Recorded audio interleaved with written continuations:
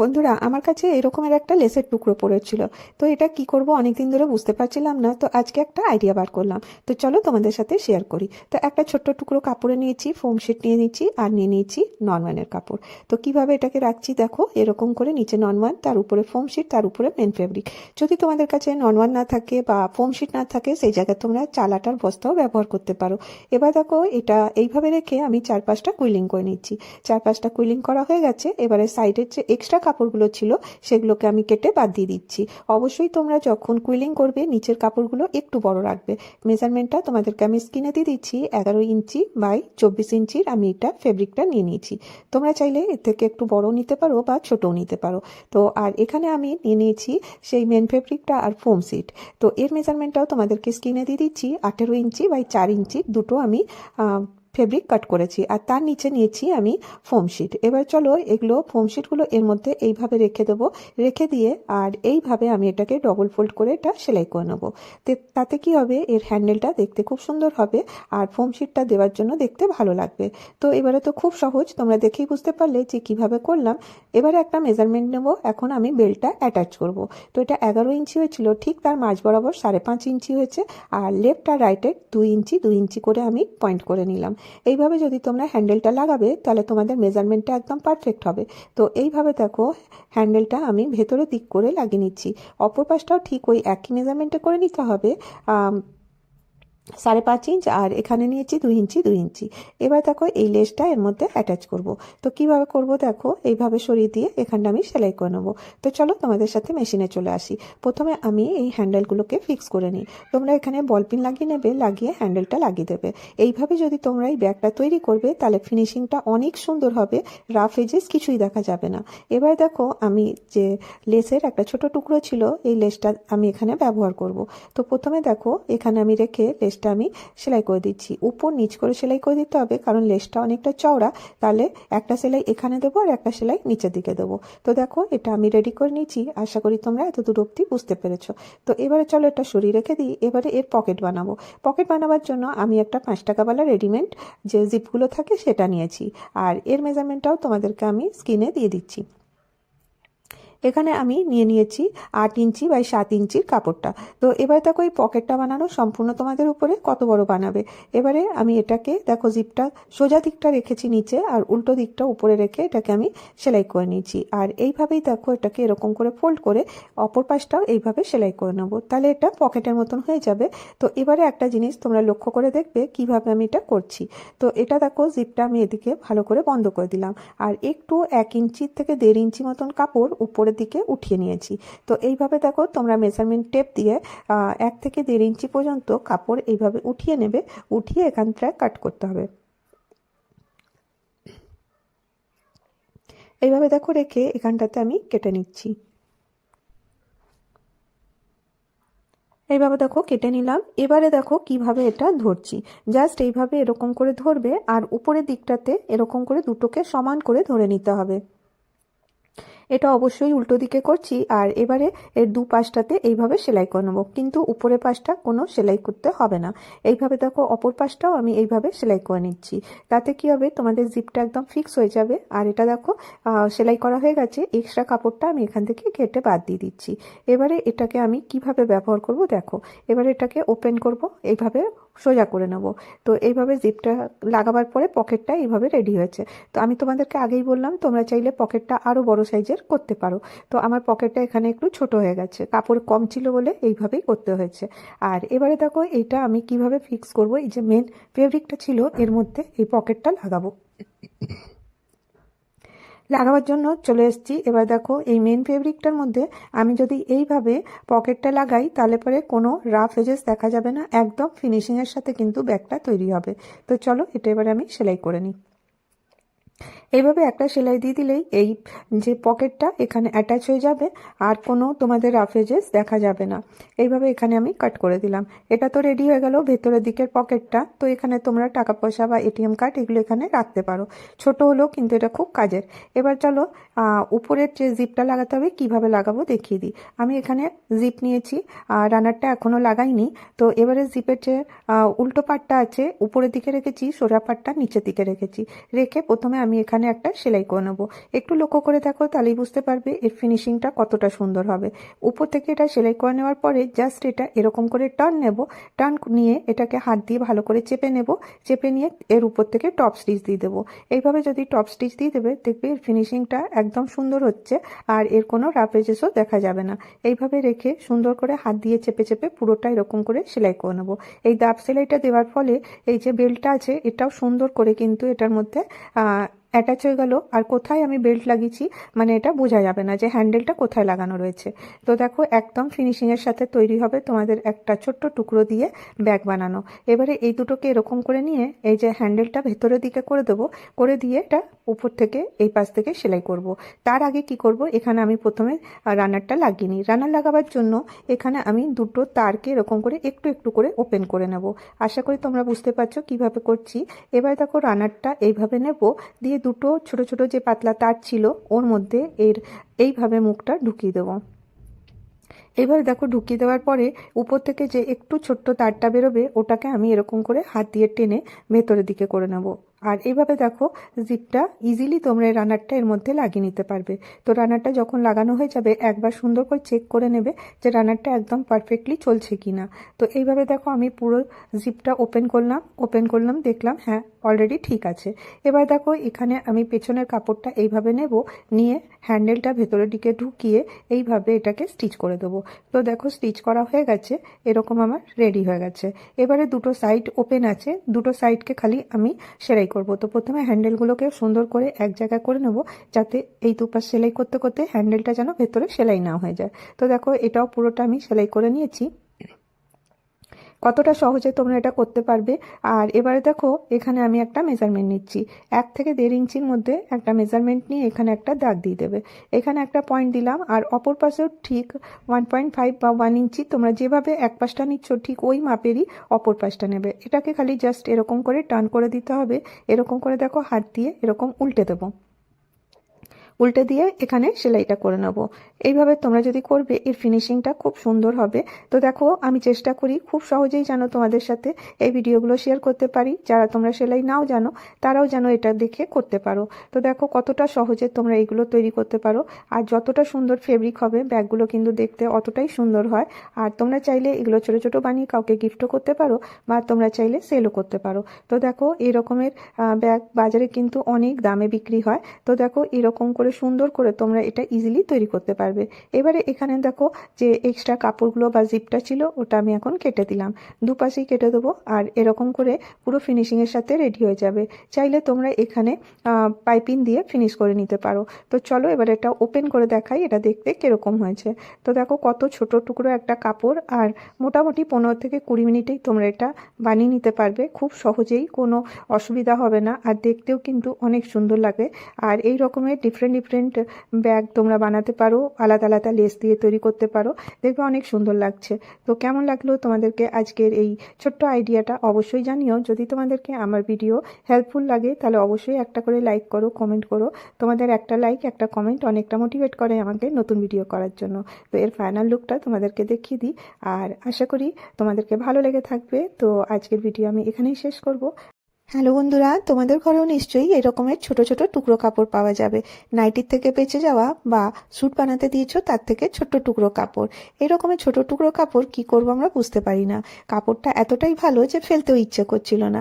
তো সেই জন্য আজকে আমি তোমাদের জন্য নিয়ে এসেছি এই দুটো কাপড় দিয়ে দুটো আইডিয়া। আশা করবো আজকের আইডিয়াগুলো তোমাদের অবশ্যই ভালো লাগবে। প্রথমে দেখো এই ব্লু কালারের কাপড়টা, এটা খুব ছোট কাপড়। তো প্রথমে আমি এটাকে হাফ করে নিচ্ছি।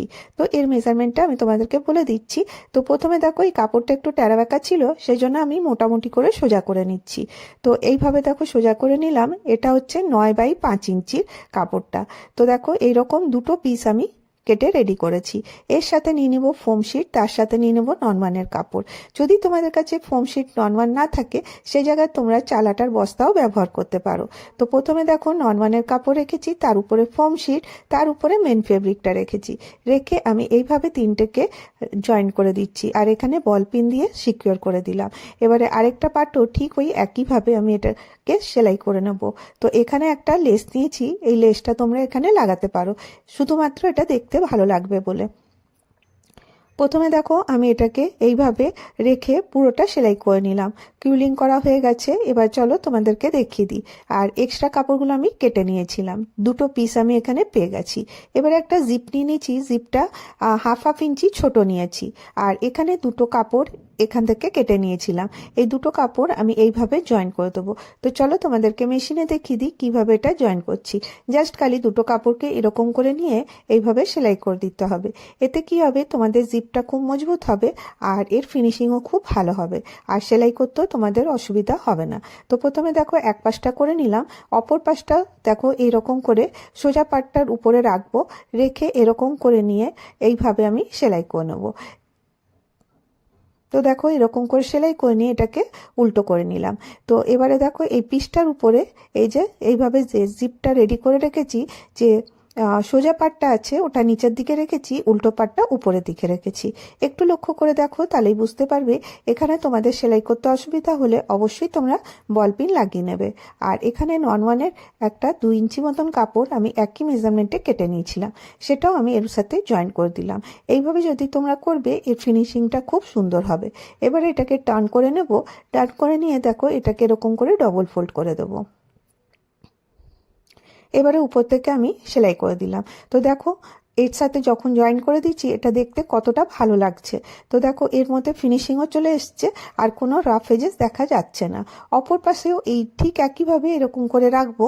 আর এখানে দেখো নন-ওয়ানের কাপড়ের সাথে এটাকে আমি সেলাই করে নেবো। তো দেখো আমি এভাবে মেশিনে চলে এসেছি, এখানে আমি নন-ওয়ানের কাপড়টা এর উপরে রেখে এরকম করে সেলাই করে নিচ্ছি। খুব সহজেই হয়ে যাবে, আর এতে তোমাদের ফিনিশিং দেওয়ার জন্য আলাদা করে পাইপিং দেওয়ার কোনো দরকার পড়বে না। এইভাবে করলে তোমাদের রাফ এজেস আর দেখা যাবে না। তো দেখো দুটো জয়েন করা হয়ে গেছে, এইভাবেও আমি এই দিকেরটা ডবল ফোল্ড করে সেলাই করে নেবো। তো চলো এটা আমি সেলাই করে নিই। দেখো কতটা সহজে তোমরা এটা করতে পারো। একটা ছোট্ট টুকরো কাপড় দিয়ে একদম সুন্দর একটা ছোট্ট পার্স তোমরা রেডি করতে পারো। তো এখানে দেখো এইভাবে করে নেওয়ার পরে দুটো সাইডকেও আমি এইভাবে সেলাই করে নেব।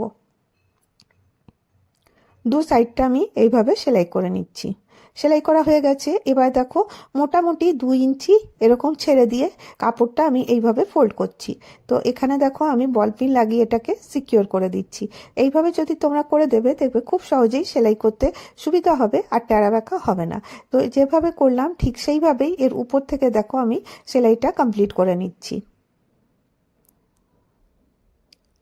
দুপাশেই আমি এইভাবে এটাকে সেলাই করে কমপ্লিট করে নেব। আর এখান থেকে বল পিনগুলো খুলে দিলাম। এবার দেখো এক্সট্রা যে কাপড়টা আছে এখান থেকে আমি ফিনিশিংয়ের জন্য এটা কেটে দিচ্ছি। দুপাশেই আমি এইভাবে কাপড়টা কেটে দেব। আর এই রাফ এজেস যাতে দেখা না যায় এখানে আমি নন-ওয়ানের কাপড় নিয়ে এটাকে পাইপিং দিয়ে দেবো। এবার দেখো চলো এটাকে আমি ওপেন করে দেখাই এটা কেমন হয়েছে।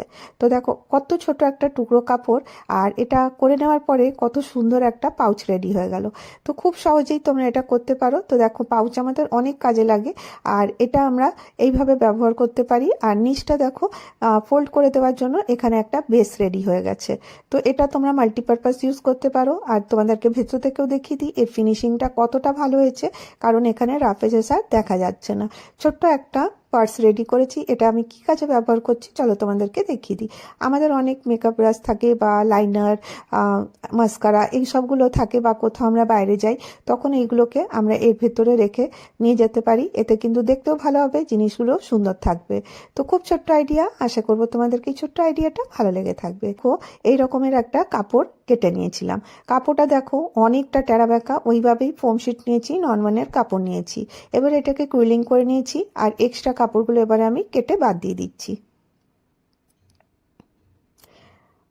বাদ দিয়ে দেওয়ার পরে এটা দেখো এত বড় হচ্ছে। এর মেজারমেন্টটা তোমাদেরকে আমি বলে দিচ্ছি।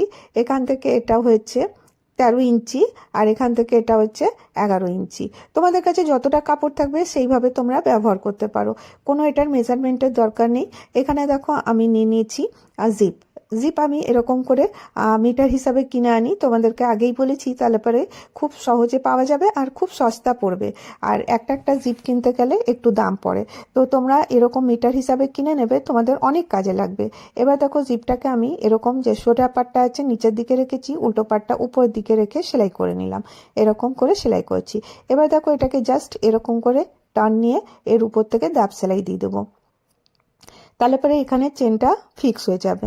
এরকম করে ধরে এরকম করে উপর থেকে আমি সেলাইটা করে নেব। তো দেখো সেলাইটা করে নিয়েছি, এখানে আমি রানার লাগাইনি। এবারে কি করব, এই পাটটা এই পাশ থেকে খুলে নিলাম। এইভাবে যদি করবে তোমাদের জিপ লাগাতে খুব সুবিধা হবে আর এর ফিনিশিংটাও খুব সুন্দর হবে। এবার দেখো আবার জিপটা এই উপরের দিকে রাখলাম আর এইভাবে সেলাই করে নিয়েছি। এবারে দেখো এখানে আমি রানার লাগাবো। রানার লাগাবার জন্য এটাকে এরকম করে সোজা করে নিতে হবে। রানার লাগাবার জন্য এখানে যে দুটো তার মতন আছে একটুখানি খুলে নিতে হবে দুপাশ থেকে, আর রানারটা আস্তে করে এর মধ্যে দিয়ে টান দিতে হবে, তাহলে পরেই দেখবে রানারটা ইজিলি এর মধ্যে ইনসার্ট হয়ে গেছে। তো এবারে দেখো এটা আমার লাগানো হয়ে গেল। কাপড়টাই টেরা বেঁকা ছিল, সেই জন্য অনেকটা টেরা বেঁকা হয়েছে, কোনো অসুবিধা নেই, আমি এটাকে ম্যানেজ করে নেব। তো দেখো এটাকে প্রথমে লাগিয়ে দিলাম, লাগিয়ে দেওয়ার পরে এবার এটাকে এক্সট্রা যে রানারটা এক্সট্রা যে জিপটা দেখা যাচ্ছে ওটা আমি কেটে দেবো, তারপর এটাকে উল্টো করে নেব। তো দেখো এটা পুরো ফিনিশিংয়ের সাথে হয়ে গেছে। এবার এটাকে সুন্দর করে এরকম করে বিছিয়ে নেব। এখানে একটা মেজারমেন্ট নেবো 1 ইঞ্চিতে, 1 ইঞ্চিতে একটা দাগ দিলাম, এই পাশ থেকেও 1 ইঞ্চিতে দাগ দেবো, দিয়ে এই দুটোকে এই মার্জিন দিয়ে এটাকে মিলিয়ে নেব। এইভাবে দিয়ে দেখো একটা মার্জিন দিয়ে দিলাম। এবার দেখো নিচের দিকটাতেও ঠিক ওই একইভাবে করে নিতে হবে। এখান থেকে আমি 2 ইঞ্চিতে দাগ দিয়ে দিলাম, এইভাবে এইভাবে অপর পাশটা তো 2 ইঞ্চিতে দিয়ে একটা মার্জিন টেনে নিতে হবে। তোমরা বিভিন্ন শেপের তৈরি করতে পারো, সেই জন্য দুটো আলাদাভাবে দেখাচ্ছি। আর দেখো এরকম করে করে নেওয়ার পরে এর যে ঠিক নিচের মিডিলটা আছে ওখানটাতে একটা মার্ক দিয়ে দিতে হবে। এবারে মার্ক দেওয়ার পরে এটাকে এরকম করে ভেতরে নিয়ে একে উপরের উপর এরকম করে রাখতে হবে। দেখো এইভাবে রাখবো, রেখে নিয়ে এই যে বল পিনটা আছে এখানটাতে লাগিয়ে দিতে হবে। এক পাশে এই পাশে লাগালাম, অপর পাশেও এইভাবে লাগিয়ে দেবো, দুপাশে লাগিয়ে দিলাম। আর এই পাশে যেরকম করে দাগ দিয়েছিলাম ওটাকে এইভাবে ভেতরে নিয়ে এখানেও বল পিন লাগিয়ে দেবো। খুব সহজেই তৈরি হয়ে যাবে, দেখো কোনো ঝামেলার নেই, আর খুব তাড়াতাড়ি এটা তোমরা বানাতে পারো। তো দেখো এরকম করে আমি এটাকে লাগিয়ে দিলাম। এবারে দুটো পাশটা আমি সেলাই করে নিয়েছি আর এক্সট্রা কাপড়টা আমি কেটে নিচ্ছি। আর এখানে তোমরা ফিনিশিংয়ের জন্য তোমরা এখানে নর্মালের কাপড়টাকেই ফোল্ড করে এর মধ্যে লাগাতে পারো পাইপিনের মতন, তাহলে পরে রাবেজেস আর দেখা যাবে না। এবার চলো এটাকে ওপেন করে দেখাই এটা কিরকম হয়েছে। তো দেখো প্রথমে এখানে দুটো কাট দিয়ে দেবো, তাহলে পরে এটা সোজা করতে সুবিধা হবে। তো কাপড়টা একটু টেরা বেঁকা থাকার জন্য এটা একটু ছোট বড় হয়েছে, তো অসুবিধা নেই, এটা আমি বাড়িতে ইউজ করব একটা ছোট্ট পাউচ হিসাবে। তো দেখো এটা কতটা ভালো হয়েছে, এটাতে আমি কি রাখবো তোমাদেরকে দেখিয়ে দিই। এবারে দেখো এটাকে পুরোটা এরকম করে ওপেন করব। এর ফিনিশিংটা একটু অন্য রকমের হয়েছে, তো দেখো এর নিচে এরকম লাগছে। এবার দেখো এটা মাল্টিপারপাস তোমরা ইউজ করতে পারো। এখানে আমার সেলাইয়ের অনেক জিনিসপত্র থাকে, সেগুলো আমি এর মধ্যে রাখতে পারি। তো সেলাইয়ের যে মেজারিং টেপ আছে, তারপরে এর মধ্যে পেন থাকে বা কালার থাকে, সেগুলোকে আমি, আর সিজার থাকে, কাইচি, এইভাবে আমি রাখবো। তো খুব ছোট্ট আইডিয়া দুটো তোমাদের সাথে শেয়ার করলাম। তো আশা করি ভালো লেগে থাকবে। যদি তোমাদেরকে ভালো লাগে লাইক করো, শেয়ার করো আর সাবস্ক্রাইব করো চ্যানেলটাকে।